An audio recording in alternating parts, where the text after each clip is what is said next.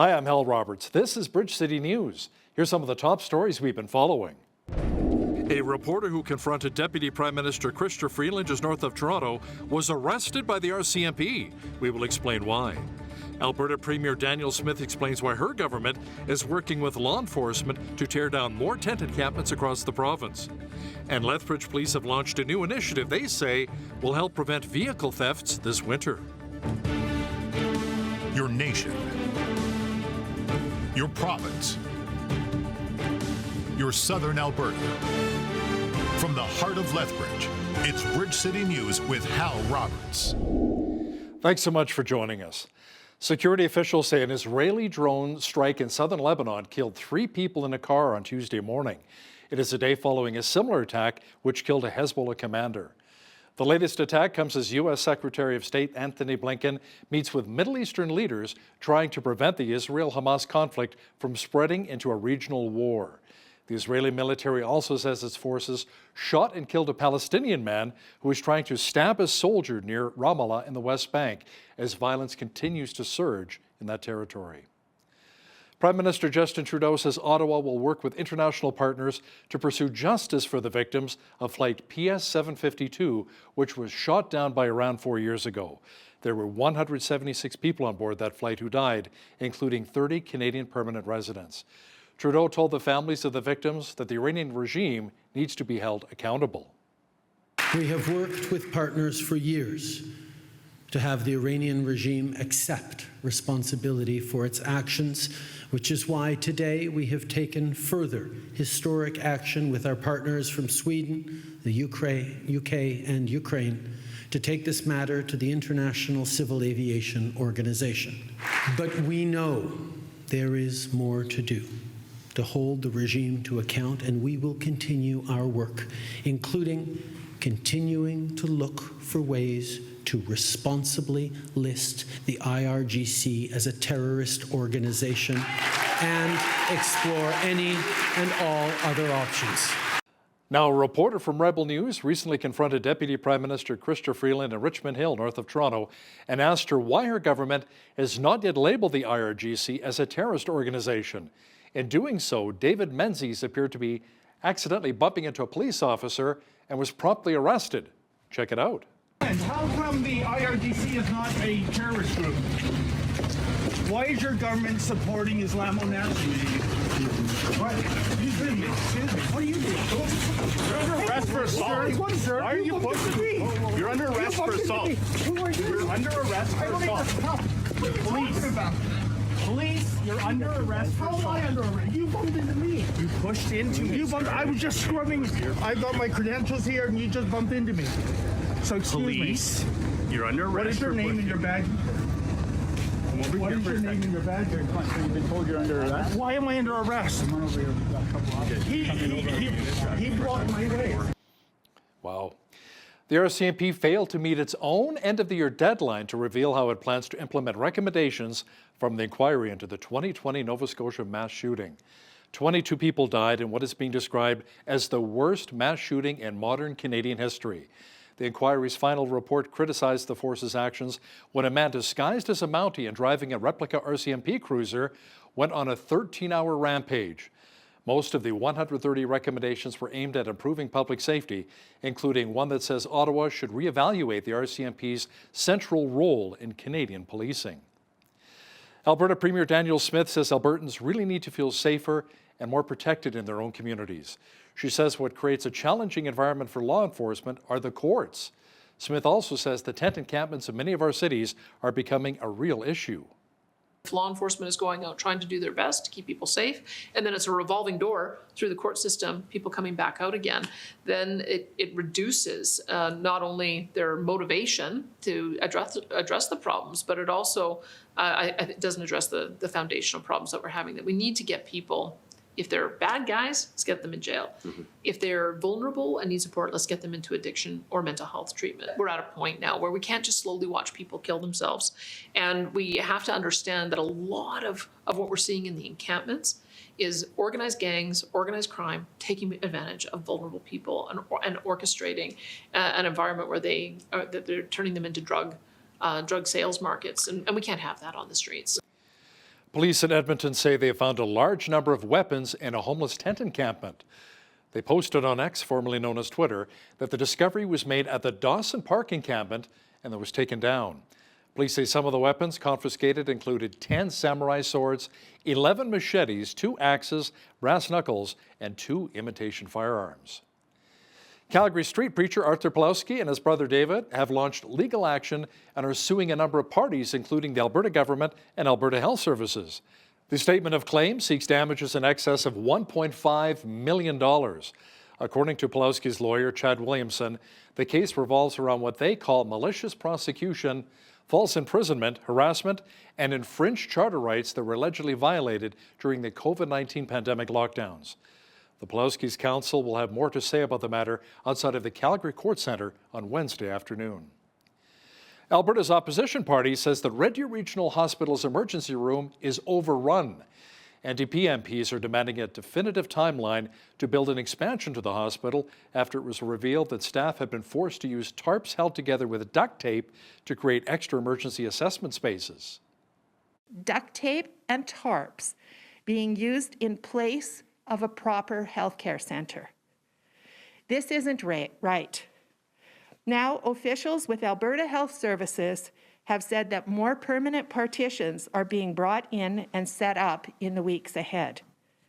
But that's not a long-term solution, not even close.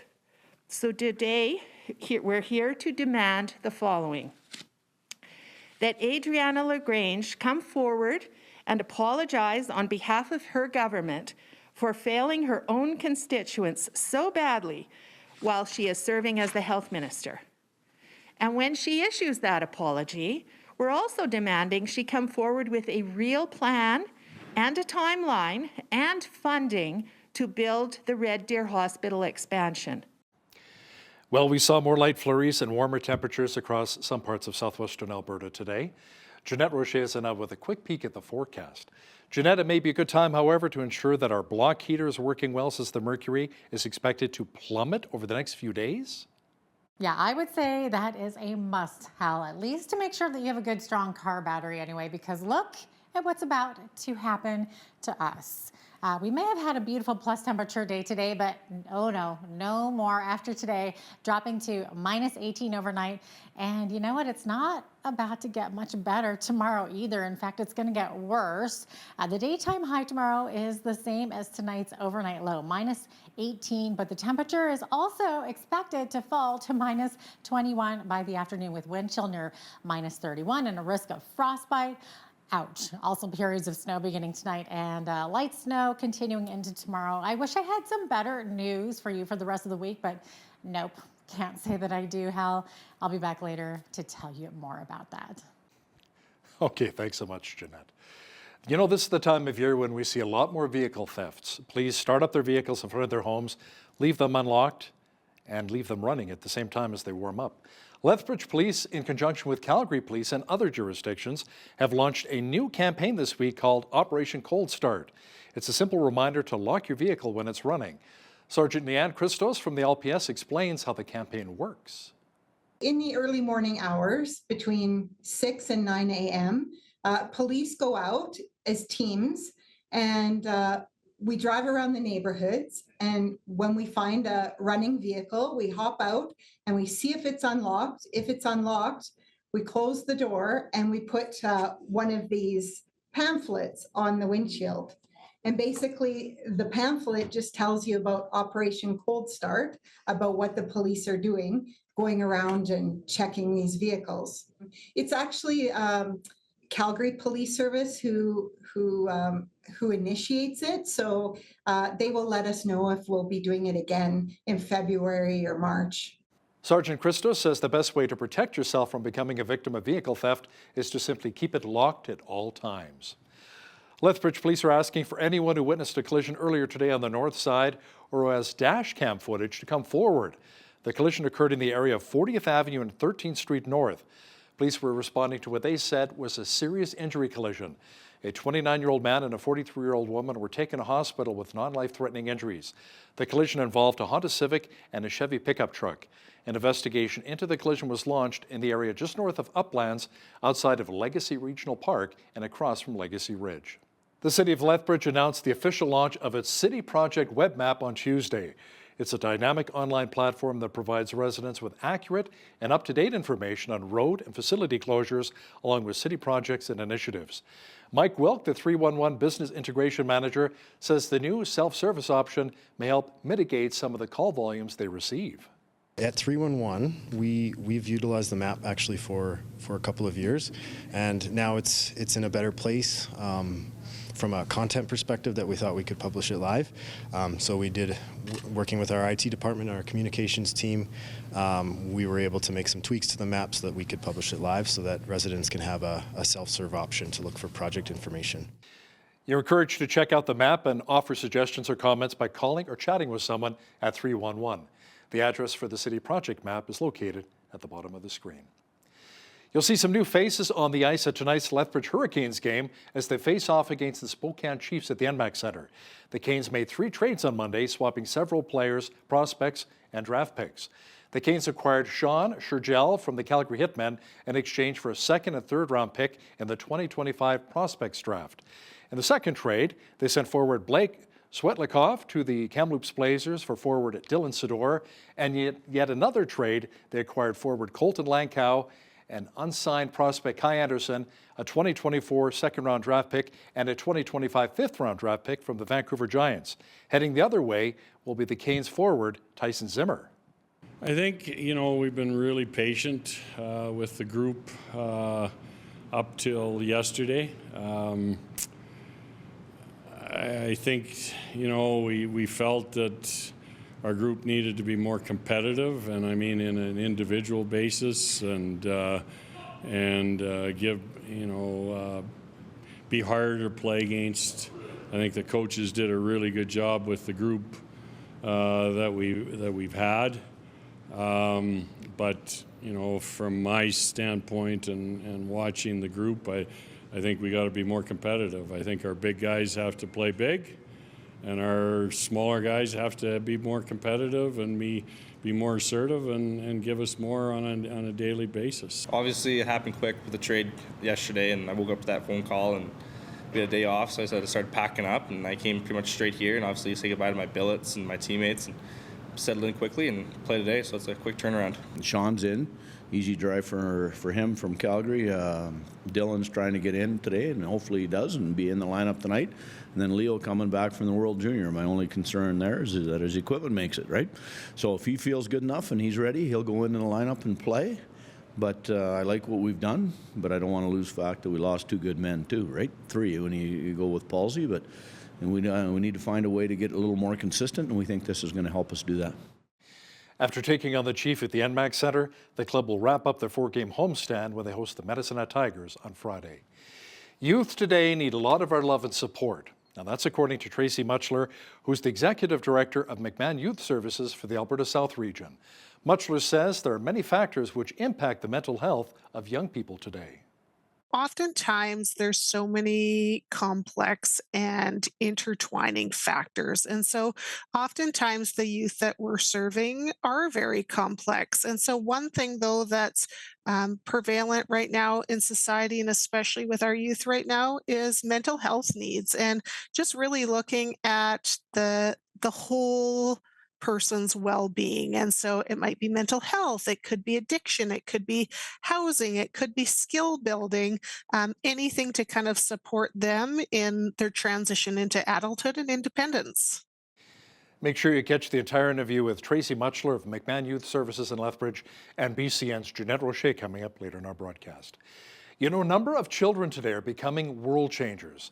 Now that's according to Tim Elmore, who's the CEO of Growing Leaders and author of 35 books. His latest is called I Can't Wait, 52 Stories of Kids Who Changed Their World. Elmore says children today are feeling even more empowered than ever before, and it may have something to do with technology. One obvious one is they have a very high sense of agency. And what I mean by that is they feel very empowered, probably buy a smartphone. I feel like I know it all and I'm 12, that sort of thing. And sometimes they do, it's amazing. But along with that high sense of agency, Jeanette, there's a high sense of anxiety. They're often overwhelmed with all that they consume on that smartphone. But here's the good news. It's not all negative. Sometimes a kid can get on a screen or the internet and they find a problem in their own community that they could do something about.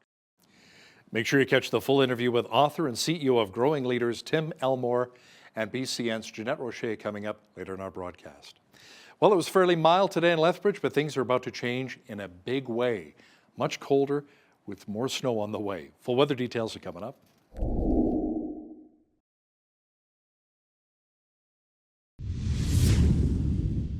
Well, don't put away that snow shovel just yet, and make sure you have a solid battery and block heater in your vehicle. The weather is about to change. Jeanette Rocher is now with all of the weather details. Jeanette, not only will we see more snow, but much colder temperatures as well here in southwestern Alberta. Yes, Hal, the days of plus temperatures are quickly coming to an abrupt end, and I hope you got out today and enjoyed the not horrible conditions we had, because look at this. It's about to get really cold. We're looking at an overnight low of minus 18. Minus 18 is the high tomorrow, but going to drop in the afternoon to that minus 21 we were talking about earlier. Looking at minus 25 on Thursday, minus 30 as a high. Look at Friday night. Ouch. Minus 38. Not getting much better after that either. Looking at Saturday, high of minus 32, minus 21 on Sunday, minus 9 on Monday. We're also looking at snow this evening, tomorrow, and tomorrow evening as well. So the average high for this time of year, minus 2. Average low, minus 14. Not so much for this week, though. We're dropping way below that. 13 was our high temperature on this day back in 1943. And back in 1949, we had our chilliest, which was minus 36, which I think we're going to be right around that this week. 8:27, that's when the sun rose this morning. 4:51 rather. This afternoon, that's when the sun is going down, looking at 8 hours, 24 minutes of daylight today, 1 minute longer than yesterday. So I guess that's the one plus here, right? The days are getting longer. Okay, looking to the west coast, Victoria looking at 40% chance of showers tomorrow. Wind warning in effect though, 70 to 90 K winds near the water, also a high of 7 degrees tomorrow. Into Vancouver looking at a daytime high of 6 degrees, but also 40% chance of showers in the morning and then a mix of sun and cloud. Also winter storm warning on the Coquihalla Highway from Hope to Merritt. We're looking at another 20 to 30 centimeters of snow expected between tonight and tomorrow. As we look to Edmonton, minus 22 is the daytime high tomorrow. 60% chance of flurries. Temperature is going to be sitting steady near that minus 22, but risk of frostbite tomorrow as we're looking at a wind chill there of minus 34. Calgary looking at 2 centimeters of snowfall tomorrow. Temperature falling to minus 22 in the afternoon. Wind chill minus 33 that is.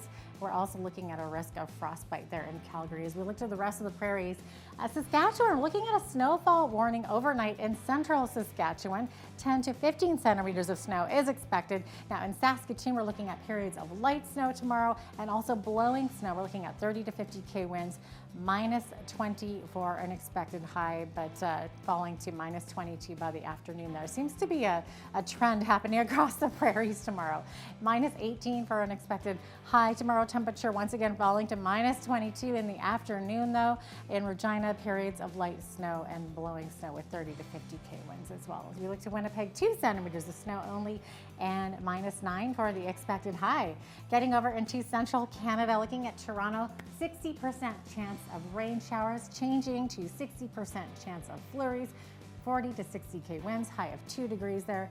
Minus 4 for a high in Ottawa tomorrow, looking at 60% chance of rain showers or drizzle and a risk of freezing drizzle as well, changing to 60% chance of flurries.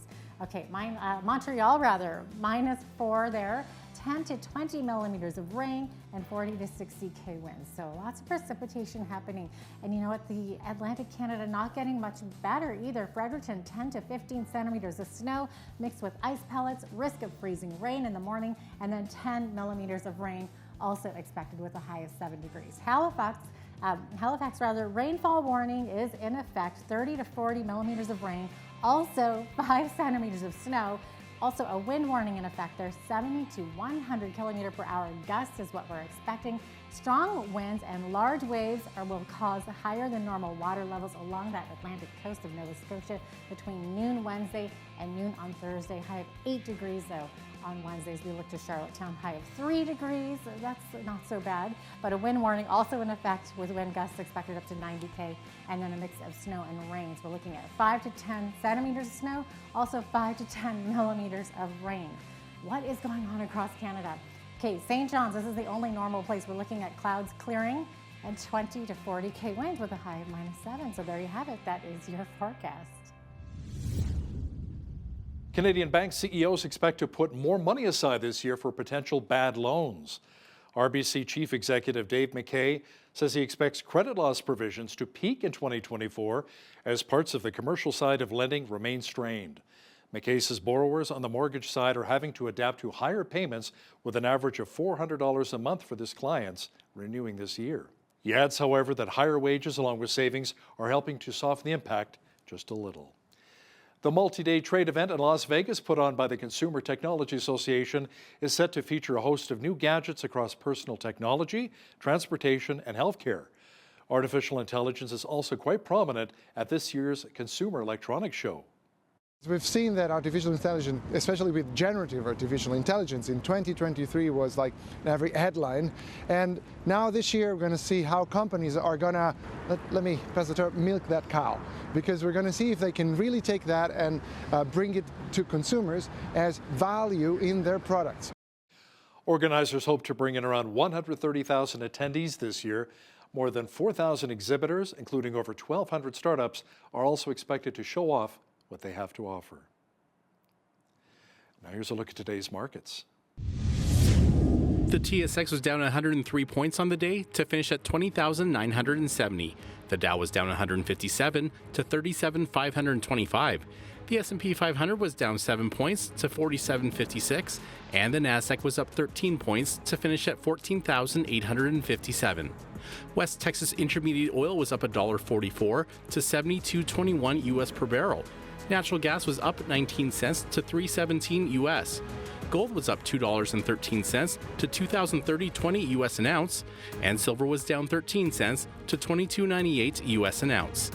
Feed wheat is at $8.92 per bushel, barley is at $6.64, canola is at $14.17, and corn is at $7.74 per bushel. Live cattle February contract was up 83 cents to $170.78. Feeder cattle were down 10 cents to $223.78. Lean hogs were up $1.28 to $71.88, and the loonie was down slightly over the past 24 hours to $74.68 US. Recapping one of our top stories, Calgary street preacher Arthur Pawlowski and his brother David have launched legal action and are suing a number of parties, including the Alberta government and Alberta Health Services. The statement of claim seeks damages in excess of $1.5 million in relation to damages they say they incurred during the COVID-19 lockdowns. Coming up, BCN's Jeanette Rocher will chat with the author and CEO of Growing Leaders, Tim Elmore, about how we can best empower our kids to become a more positive future generation. Listen, when you see news happening in your community, be sure to drop us an email at info@bridgecitynews.ca. And if you missed any of our local stories, visit our website, bridgecitynews.ca. Here's today's Bridge City News community calendar. The Southern Alberta Ethnic Association presents Celebrating Everything Scottish on Saturday, January 20th at the Multicultural Centre. Doors open at 5:30 p.m. with dinner and entertainment beginning at 6:30. Enjoy an exciting evening with a traditional Scottish dinner, performances by the Lethbridge Highland Dance Association, live music by the Celtic Roots, bagpipers, a toast to the haggis, and more. For tickets, visit saea.ca or call 403-320-1577. Henderson Lake Park Run invites all to throw in a pair of runners and participate in a free weekly computer-timed and recorded 5-kilometer walk, jog, or run. The park run is one of 2,100 park runs held around the world. Dogs on leashes and kids in strollers are welcome too. The park run begins at the Kinsman Picnic Shelter at 9 a.m. every Saturday. To register, visit parkrun.ca. Big Brothers Big Sisters in Lethbridge is looking for volunteers to mentor children and youth in their various programs. Volunteers commit to one visit per week for 1 year. They have many kids that are looking for a big brother or sister. Make a difference in a child's life and start something big. To apply, visit lethbridge.bigbrothersbigsisters.ca, and for more information, call 403-328-9355. And that's today's Bridge City News Community Calendar.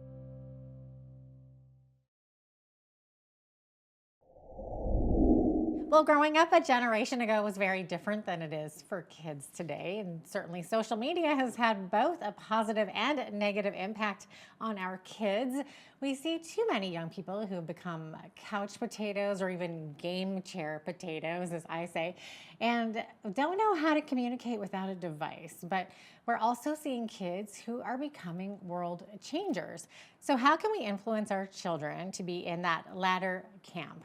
Well, joining us to discuss this is Dr. Tim Elmore. He's the author of 35 books, including his newest release. It's the he's the best-selling author of I Can't Wait, 52 Stories of Kids Who Changed Their World That You Can Read Together. He's also the founder and CEO of Growing Leaders and has spoken to 500,000 business leaders, universities, athletes, and nonprofits. Wow. He joins me now from Atlanta, Georgia. Dr. Elmore, welcome back to Bridge City News. You are a busy, busy guy. Well, you're busy as well, but yeah, I'm not getting bored these days, that's for sure. Right. Okay. So you do a lot, but let's talk about your latest book. So what inspired you to write I Can't Wait? Is this strictly for children? No, not at all. In fact, it's something kids can benefit from, but I really thought about families, maybe even teachers in a classroom, maybe even a coach on a field, but it's 52 stories, so one a week for a whole year that you can begin to talk about kids with your kids who did something amazing to solve problems and serve people.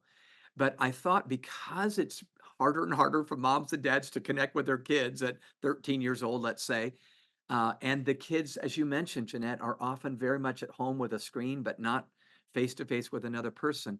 I thought, what if we told redemptive stories, had a discussion, a conversation that might inspire your kid on that sofa, maybe, to get up and do something themselves with their gifts. So that's my goal. Yeah. Oh, definitely. The sofas, the gaming chairs. Let's get those kids out there. So considering your years of experience in developing and equipping leaders, so how would you say the current generation of children differs these days from previous generations?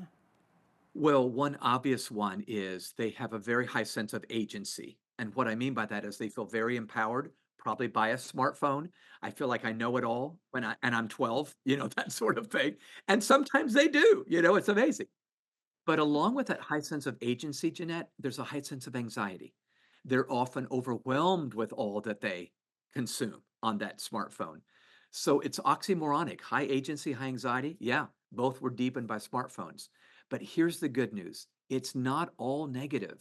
Sometimes a kid can get on a screen or the internet and they find a problem in their own community that they could do something about. So let me tell you one of the stories that just illustrates what I'm saying. Okay. Virgil, a few years ago, was in the 8th grade, 13 years old. He was playing video games with his friend Kashan late one night, when both boys heard a loud clap outside the window. Now, they're in the same apartment complex, but not the same apartment. That's how we can play video games these days. Right. But they heard this loud noise. They looked out the front window and they saw that a storm was coming in. But they both assumed it wasn't that bad. Well, they were wrong. It was Hurricane Harvey. Remember that about 5 or 6 years ago? Well, before he knew it, young Virgil, 8th grade, was up to his knees in water. The apartment was flooding. Wow. I love the fact, though, how Virgil responded.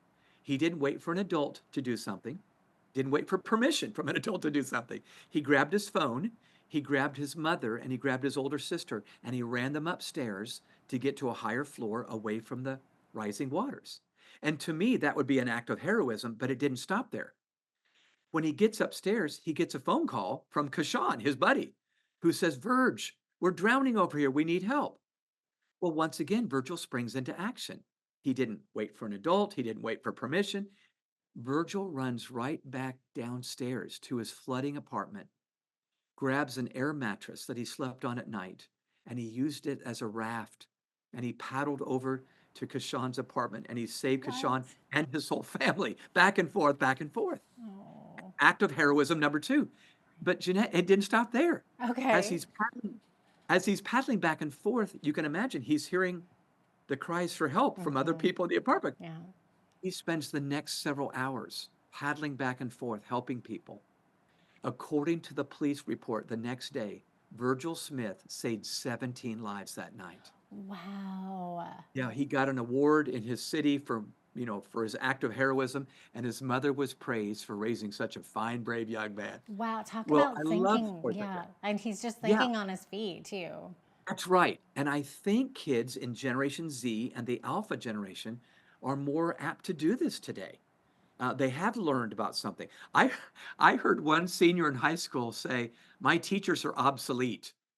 And what he meant by that was that wasn't being rude. He just thought, yeah, yeah, ouch. But he was simply saying, I think I can look up anything you're saying. So we need to empower this generation of kids.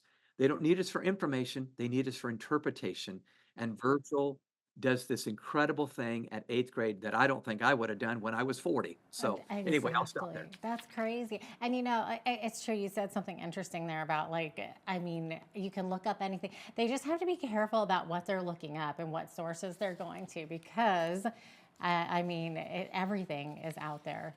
So Virgil Smith sounds amazing. He's one of the young people that we meet in the book. Anyone else that we can look forward to reading about? Well, let me do a couple of quick ones that just might be fun for your listeners and viewers. Jimmy grew up in the 20th century, so a few decades ago. And he was an odd little boy. He wasn't like the rest of the boys in the neighborhood. He didn't go out and play ball like the other boys were doing. And at first, his mom and dad said, "You need to get out there. You need to get out there." But they were noticing that he loved just playing in his room. Now get this, with his socks. Yes. So they watched him, and he was making them have personalities. And you know what mom and dad decided to do with Jimmy? They thought, well, you know what? He's got an imagination. Let's just get him more socks. Well, Jimmy became the man that you and I know as Jim Henson, created the Muppet. Oh, okay. And So so this he made goes an way back. Yes, it does. But I love the fact that his mom and dad didn't say, you need to be like everybody else. They said, we're going to fan your gifts into Stop flame. playing with your socks. Yeah, exactly. Which maybe what I would have said. Right? But But the look what point it brought was, into. yes. So he creates this industry. So that's another one. I love the story of Anne, though. Anne was a teenager and still is, but a few years ago, she was on Facebook with her pal who lived in the Philippines. They're interacting, and Anne says, "How you doing in school?" Her friend says, "Well, not so good. I'm flunking out." Well, Anne said, "Flunking out? You're smarter than I am. How can that be?" And Anne found out that her friend was failing because her house had no electricity. So when the sun went down, she couldn't do her homework. Well, Anne loved science. She had a science fair coming up, and she thought, I'm going to help my friend and submit a project. Anne invented a flashlight that's powered by the body heat from your hand, needs no batteries. And she created this. It actually works. She sent it over to her friend to help her friend, but she also won this incredible award for the science fair. She's now gone on to college, but I'm thinking, I don't think I would have even thought to do that. So, listeners, I know that most of what we hear about kids is negative. They're getting into trouble and their anxiety attacks. But folks, there's some great things going on, and I think we need to tell these stories to inspire our kids whenever we can. Absolutely. So, how can we as parents inspire our kids to have long-term vision? Yeah, well, I think it starts with conversations. I don't know what your experience is, but I think parents today are they feel this generation gap with their screenager and then them. But I'm thinking, what if dinner time once a week? What if bedtime? What if drive time? You just say, let's read one of those stories. And there's 3 discussion questions at the end of each story that you can talk over. And then there's even a link to a video you can watch about Virgil or Anne or Jimmy or whatever. But my hope is these narratives change inside their head, that the world can be changed by someone under 40, that sort of thing. So that's the beginning step. I think we begin that change by telling the right stories, not just kids today, kids today, Yeah. which is often what we do. Right. Yeah. I think those stories begin to reframe what we're thinking about, what we can do for God in our world today. Yeah. So, Dr. Tim, how can a parent maybe recognize leadership potential in a child? Yeah, it's a great question and probably one that deserves an hour. Let me see if I can do it justice in 2 minutes. It's my belief that the world is full of two kinds of leaders, and every kid in the world fits into one of these two kinds. They're either a habitual leader or a situational leader. Okay, I was going to ask, are we So, born with it or can you teach it? yeah, so it's a little of both. Mhm. So the habitual leaders are those rare kids that are just natural born leaders. Whatever team they're on, whatever group they're in, they tend to take over. For 20 years, I worked for Dr. John Maxwell.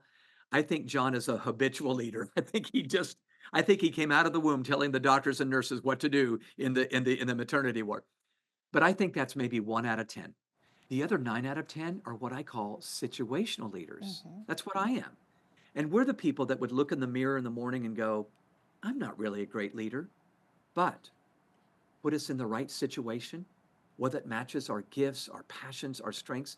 In that one zone, I kind of know what to do. I've never taken a class on it, but I'm comfortable. I'm confident. I have influence. We've all seen that little boy, perhaps that's a wallflower. Then we put him on the soundboard. He's come alive. What's happened here? So I think the job of us as caring adults is to help those kids find their situation. They don't even need a badge to lead. They just have influence. And that's what we're trying to build, a world of influencers that know how to solve problems and serve people. Yeah. That's our goal. Yeah. So, how can parents, maybe and adults, use your book to motivate young people to harness their creativity? It's not always easy. Yeah, yeah, and by the way, this is not a simple thing. Conversations are messy. Sometimes kids don't want to talk, but my hope for listeners and what viewers today is for the caring adults, whether you're a teacher, coach, parent, to get intentional this year. Let's get intentional. And by that, I simply mean let's put on the calendar. Once a week, we're going to tell a story. We're going to read a story. We're going to talk about it. We'll go back to life as normal the other days, but let's be intentional and redemptive at least once a week. I think we'll be surprised. Well, I'll tell you, I'll give you a story. We beta tested this book with several families here in the Atlanta area where I live. One little boy and girl, 12 and 10 years old, the family read one of the stories together at dinner time. The little girl said, give me that book after they were done with one story. She read the rest of the stories over the weekend, started writing down her answers to the questions in the story, and now she's writing her own book. She's 11 now. And so I'm just thinking we can't plan the outcomes, but we can plan the inputs. What do? Well, we have a dinner we have bedtime. If you're still tucking your kids in, have a bedtime once a week. We're going to do more than just tuck you in. We're going to talk about a story. So I know it's a simple step, probably deserves a better answer, Jeanette, but that's where I would start. Yeah. That's interesting. And you mentioned she filled out all the questions. Your book does feature a question at the end of each short chapter. So why does it do this? Is it just to build that interaction to get the kids thinking? Yeah, my goal is to start conversations. And I think you're a 99% chance of at least having a conversation. And then we watch what happens. Maybe a month later, that kid is on their school campus and they see another kid that's lonely or they see a need. And suddenly this story pops in their mind from Lucy or Anne or Jimmy or whatever. And they begin to take action instead of just sitting still and saying, what can I do about that? So, yeah, I really believe there are situational leaders in every one of our kids, if not natural leaders. And I think we don't see it that way. We often just think, well, I just want my kids to graduate, or I just want my kids to stay out of trouble, or I just want my kids to make good grades. That's all good. But Barely there's squeak something by. more. Yeah, that's right. Exactly. Right. Just get by. So, We're almost out of time, but really quick, how did you decide which kids to feature in your book? That must have been so hard. oh, it was. And so I'm working on version 2 right now. But these 52 stories I picked, I wanted some from history to connect kids to the past, and then some from today.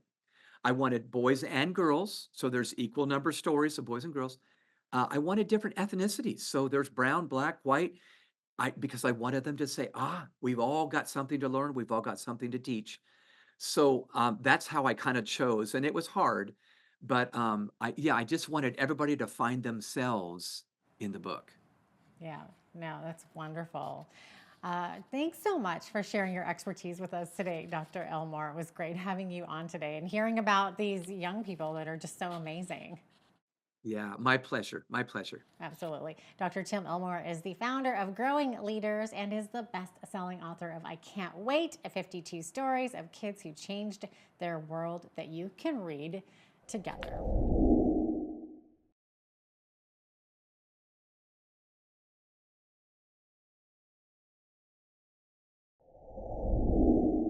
There are many troubled youth in Southern Alberta and also many wonderful families who are willing to take these kids in, but sometimes they need a little bit of help or support in making that big transition. And that's where McMahon Youth Services comes in. So to talk more about the impact that McMahon Youth Services has on youth and families here in Alberta is Tracy Muchler. She is the Executive Director of McMahon Youth Services for the South Region. She joins us from Medicine Hat. Tracy, welcome to Bridge City News. Thanks for having me today. Absolutely. Okay, so maybe tell us a little bit about how McMahon Youth Services got its start and what it does. Yeah, so McMahon is a nonprofit organization. We're actually a provincial organization, and we're one region of that provincial organization. So we cover all of Southern Alberta, and we serve individuals with diverse and often complex needs. So we do things such as skill building and support groups, recovery and addiction supports, supervised visitation, family mediation, housing, shelter, therapeutic foster caregiving that we might talk a little bit about, and lots of community connections. We also operate actually 2 drug treatment courts, one in Lethbridge and one in Medicine Hat. Okay, so it's all about youth mainly. Yeah, Okay, so yeah. what are some of the main needs of the young people when they first encounter McMahon Youth Services?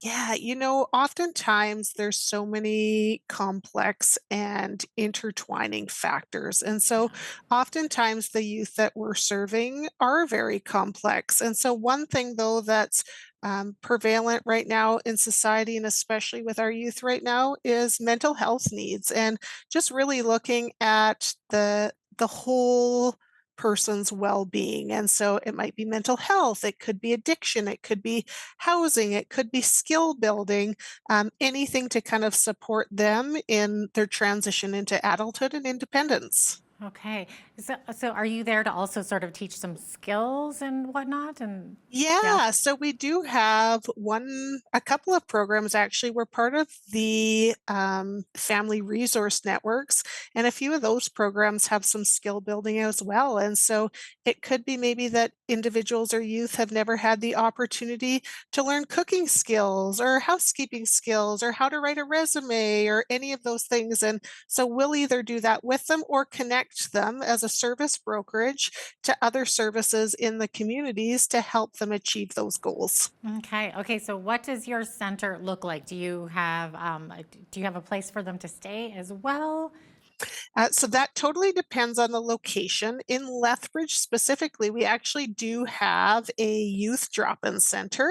And so youth can absolutely come in, and there's a staff member there just to engage in whatever their needs might be that day. And so sometimes that need is just a safe, warm place. And sometimes it is like, hey, I want to learn how to do this, or I have a goal to get this job. And so, yeah, it's really unique to what the individual needs. That is so cool. And McMahon Youth Services has grown a lot over the years, hasn't it? So to what credit would you owe the growth of the organization Oh my to? gosh, our staff they're absolutely amazing, and just the support from obviously the community and of course the government of Alberta. They are who we would primarily get most of our funding from, and so we always thank them for those opportunities to provide these services to community. But yeah, no, the staff are just amazing and are really person-centered and there for the right reasons, and I think that translates just into really high quality service and outcomes. That's incredible. Okay, so what about the youth that are involved involved. So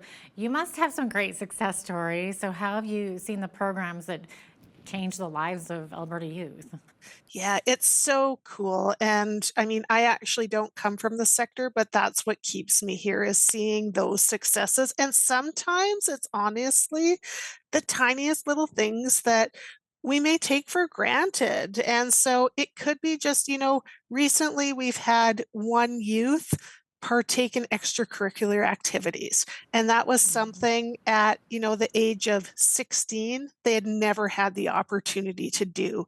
And so then just to see the benefits from that, whether it's friendships and social connections built, just the skills that you get from being in those peer groups, right? And so sometimes it's things as small as that to, sometimes we see the huge successes where you have a youth with complex needs and may have had some historical trauma that you really feel like you're in a hopeless situation to all of a sudden, they're 30 years old and employed. Sometimes we even have them coming back to give back to the community at McMahon or other employees or other employers because they really want to create those opportunities for others that they've had created for them. That's really incredible. I love that. Now, how does it work exactly? How do these youth come across McMahon?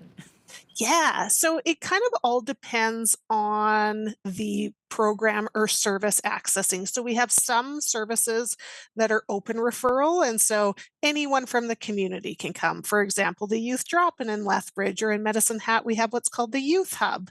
And so those are just things that, you might get access to through school or through a friend or however the means. There's other programs as well, though, that do require a referral. And lots of times those referrals may come from a housing body or children's services if the family's had involvement with children's services. And so it really just depends. But of course, our open referral programs are available for self referrals or for families and natural supports to connect with us. Okay. And you're there for the fostering family as well, obviously, right? We are, yeah, we're super excited. Over the last number of months, we've had the opportunity to work with what's called therapeutic foster caregiving. And so it's an addition to the traditional foster care continuum and also an alternative to group home care. And so it's a therapeutic family-based short-term out of home placement program that supports children with complex trauma care needs. And so we really promote an inclusive approach. And I guess what's different to traditional foster care is that the caregivers are given extra training and access to family specialists that can really help promote safety in the home and provide those wraparound supports to the youth. So it's a really exciting alternative that we're so pleased to be a part of. And would, I guess, just put in a little bit of a plug is that we're always looking for therapeutic foster caregivers. And so if you are interested in helping children in the program, please reach out, check our website or call any of our McMahon offices. Okay, oh, that's wonderful that you're there to help support them. And is it in the form of like a group setting, or is it one-on-one counseling, or is it almost like a help phone? Like, help, I need help with this situation. Almost Kind like of all of the emergency. above Really? is Okay. available to the homes. Yeah, we really do want to create that community of caregivers as well to be supporting each other.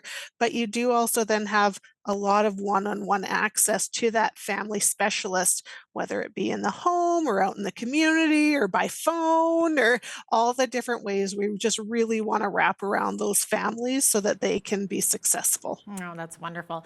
Now, times have changed a lot since the start of McMahon back in 1975. So, Tracy, are the issues impacting youth similar today as they were in the past, or have the needs become greater than in the past?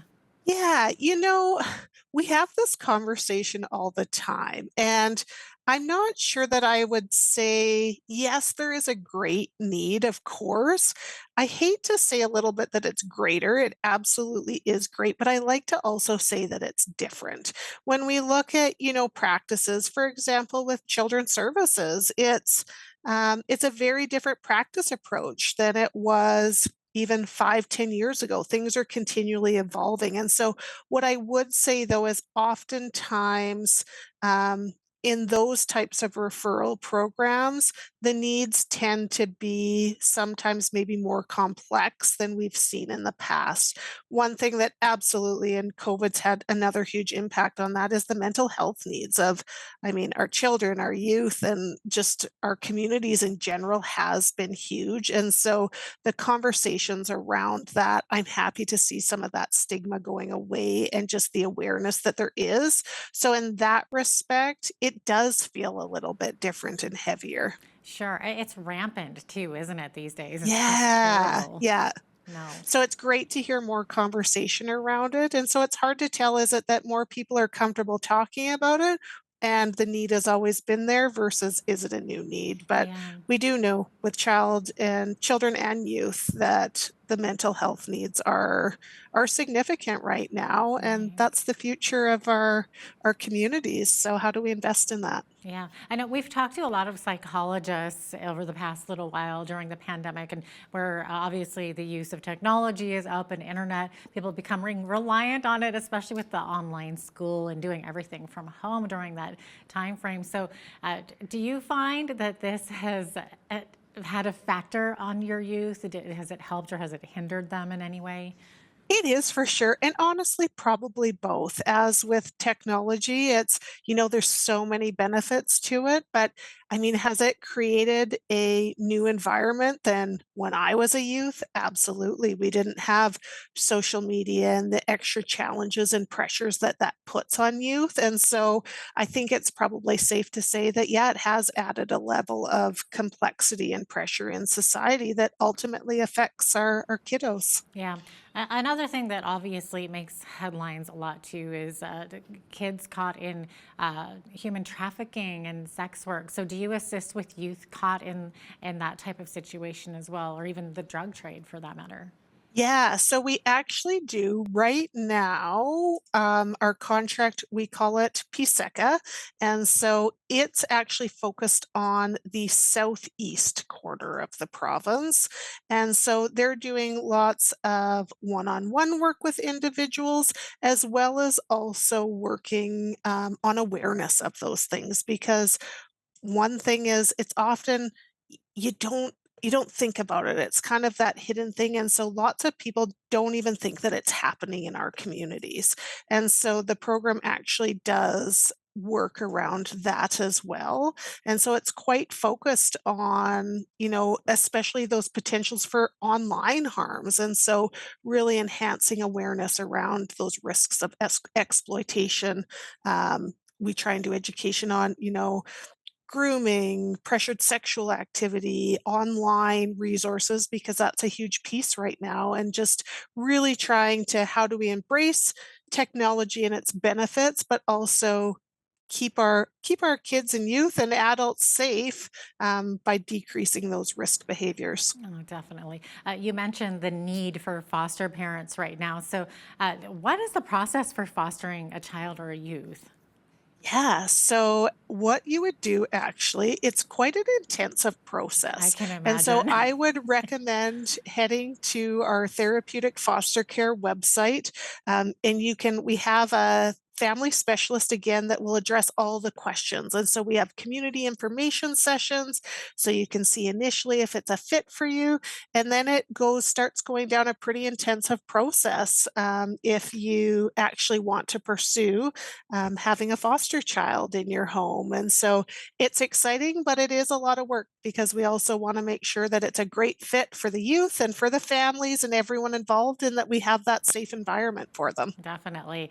Can you talk about the impact that families can make on a child who needs a foster home? Oh my gosh, it's incredible. So even early in these days where we have only a few, the impacts have been incredible. It can be increased school attendance. Again, it can be those connections and extracurricular activities. It can be emotional regulation results on that, where maybe they haven't had those skills to help regulate themselves before. And so honestly, the opportunities and impacts are endless. Oh, definitely. And I would imagine that you've also seen an impact on the community by the work of McMahon Youth Services and the work of these foster families with these kids coming out of this.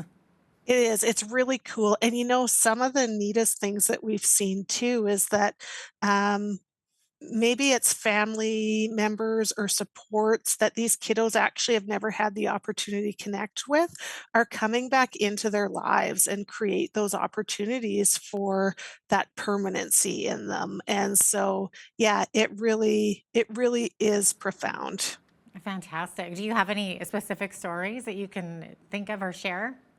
I guess honestly, one is that comes to mind is specifically just around school attendance. So, we've had a youth that due to some historics has not been able to attend school regularly. And, within a month or two, having those supports wrapped around them and the family have just given this sense of optimism and control in their lives because we also really want to include them in the decision making. And so by empowering them and seeing them gain the confidence to say, no, this is what I need to succeed, and then how that comes out in little bits like it is school attendance, gaining employment, joining activities, has been amazing. That's fantastic. It looks like we're out of time, but Tracy, thanks so much for joining us today. Appreciate it. Thank you so much for having me. Absolutely. Tracy Muchler is the Executive Director of McMahon Youth Services for the South Region.